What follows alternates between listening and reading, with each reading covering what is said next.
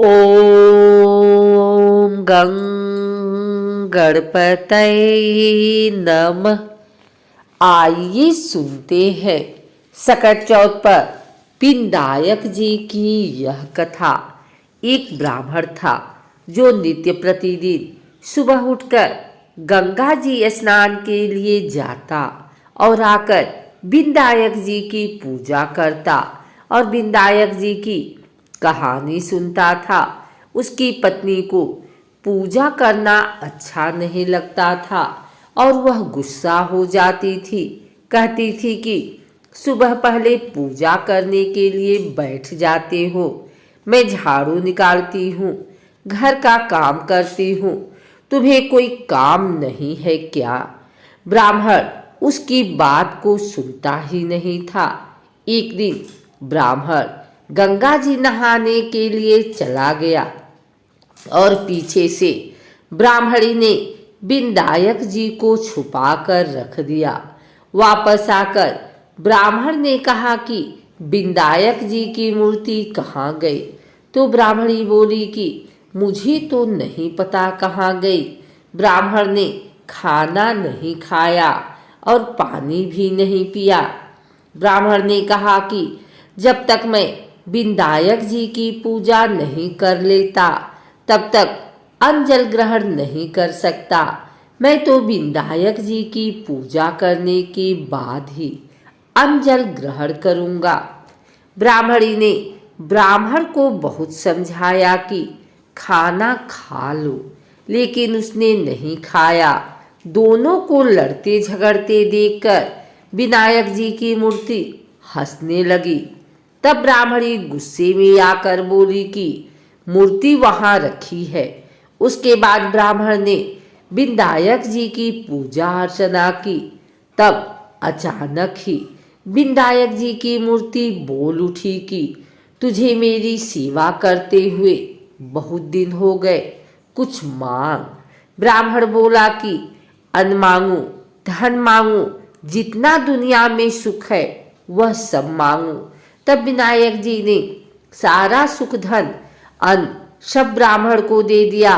ब्राह्मण मूर्ति को मंदिर में रखकर पूजा अर्चना करने लगा। ब्राह्मणी को इतना अन्न धन मिलने से उसकी भी पूजा करने की श्रद्धा जाग उठी और अब वह भी ब्राह्मण को बोलकर मूर्ति घर में रखवाई और खूब प्रेम से पूजा करने लगी। हे विनायक जी महाराज, जैसे ब्राह्मण को सुख दिया वैसे सबको देना। विनायक जी की कहानी कहने वाले को, विनायक जी की कहानी सुनने वाले को और हुंकारे भरने वाले को और पूरे परिवार को देना। तो बोलो गजानन महाराज की जय। एक और कहानी के अनुसार दो देवरानी और जेठानी थी। देवरानी के पास बहुत धन था, लेकिन जेठानी गरीब थी। जेठानी गणेश जी की बहुत आराधना करती थी। वह अपनी देवरानी के घर आटा पीसने जाती थी। जिस कपड़े से वह आटा पीसती थी उस कपड़े को घर लाकर पानी में घोलकर अपने पति को पिला देती थी। एक दिन देवरानी के लड़के ने देख लिया और अपनी माँ से बोला कि माँ, ताई यहाँ से आटे का कपड़ा ले जाकर ताऊ जी को घोलकर पिला देती है। देवरानी बात सुनकर बहुत गुस्सा हुई और जेठानी को बोली कि मेरे घर से आटा छानने के बाद कपड़ा यहीं पर रखकर हाथ धोकर जाए। वह ऐसा ही करने लगी, लेकिन जब वह घर जाती तो उसका पति बोलता कि मुझे आटा घोलकर दे, बहुत भूख लग रही है। जेठानी ने बोला कि आज उसने आटा छानने का कपड़ा रख लिया। तब उसका पति गुस्से में आकर उसको मारने लगा। उस रात वह गणेश जी करती सो गई। गणेश जी आए और उन्होंने पूछा कि क्यों सो रही है? वह बोली कि मेरी देवरानी के आटा छानने के कपड़े लाकर मेरे पति को घोल कर पिलाती हूँ। आज उसने कपड़ा रख लिया, मैं पिला नहीं सकी, इसीलिए मेरे पति ने मुझे मारा है। गणेश जी ने कहा कि मैं घर घर से तिलकुट खाकर आया हूँ, इसलिए मुझे शौच जाना है, कहाँ पर जाऊं? उसने कहा कि महाराज, बहुत जगह पड़ी है, कहीं पर भी चले जाओ। गणेश जी शौच करके वहां से चले गए। थोड़ी देर बाद जब उसने उठकर देखा कि सारा घर तो हीरों से जगमगा रहा है, वह धन को इकट्ठा करने लगी तो देवरानी के घर जाने में देर हो गई। देवरानी ने लड़के को भेजा कि देख कर आओ, आज ताई क्यों नहीं आई। लड़के ने आकर देखा कि ताई के घर में तो बहुत सारा धन हो रहा है। उसने जल्दी से जाकर अपनी माँ को बताया। देवरानी दौड़ी दौड़ी आई और पूछा कि तेरे यहाँ इतना धन कहाँ से आया। तब जेठानी ने सारी बात बता दी। इतनी सुनकर देवरानी घर पर आई और अपने पति से बोली कि मुझे भी लकड़ी से मारो। जेठानी के पति ने उसे लकड़ी से मारा था। उसके घर बहुत धन हो गया। उसका पति बोला कि तू धन की भूखी क्यों मार खाती है, लेकिन वह नहीं मानी। उसके पति ने उसे खूब मारा।